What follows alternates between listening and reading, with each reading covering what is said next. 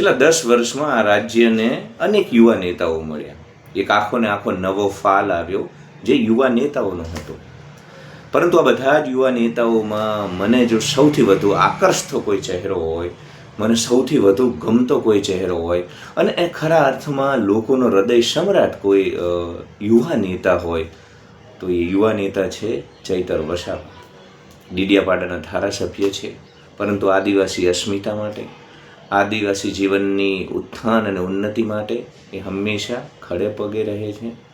આદિવાસી સમાજ માટે, પોતાના વિસ્તાર માટે, વિસ્તારના યુવાનો માટે એમનું જે સમર્પણ છે, એમની અંદર જે નિષ્ઠા છે, એમની અંદર પોતાના લોકો માટે જીવવા મરવાની જે તૈયારી છે, આ આખા રાજ્યમાં અદકેરી છે, અનન્ય છે, બીજે ક્યાંય નથી જોવા મળતી.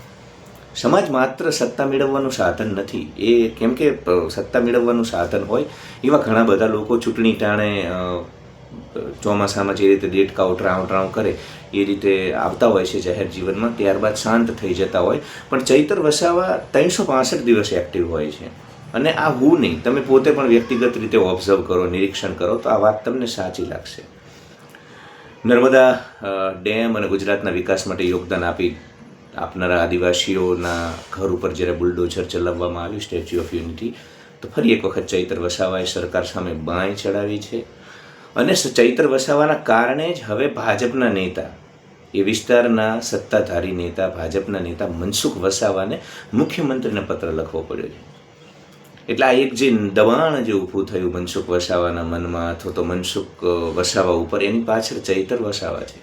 ચૈતર વસાવાએ ડેડિયાપાડાથી આવી અને જે રીતે આખી ઘટના માટે આદિવાસીઓની પડખે ઊભા રહેવાની તત્પરતા જે દાખવી એનું જ પરિણામ છે. એટલે સમગ્ર સ્ટેચ્યુ ઓફ યુનિટી મામલે કાલ ઉઠીને આદિવાસીઓને ન્યાય મળે, સરકાર દ્વારા ઉચિત એમને અન્ય જગ્યાની ફાળવણી કરવામાં આવે અથવા તો ત્યાં જ ઉચિત વળતર આપવામાં આવે, જે કંઈ પણ થાય, જે એ વિસ્તારના આદિવાસી લોકોની અપેક્ષા છે, તો એનો શ્રેય માત્ર ને માત્ર ચૈતર વસાવાને જાય છે. સિંહ પુરુષ છે, સિંહ વૃત્તિનો યુવાન છે. હું તો કહું છું કે આખા ગુજરાતમાં ડેડિયાપાડા વિધાનસભાના લોકોએ પોતાના ધારાસભ્ય માટે ગર્વ લેવો જોઈએ.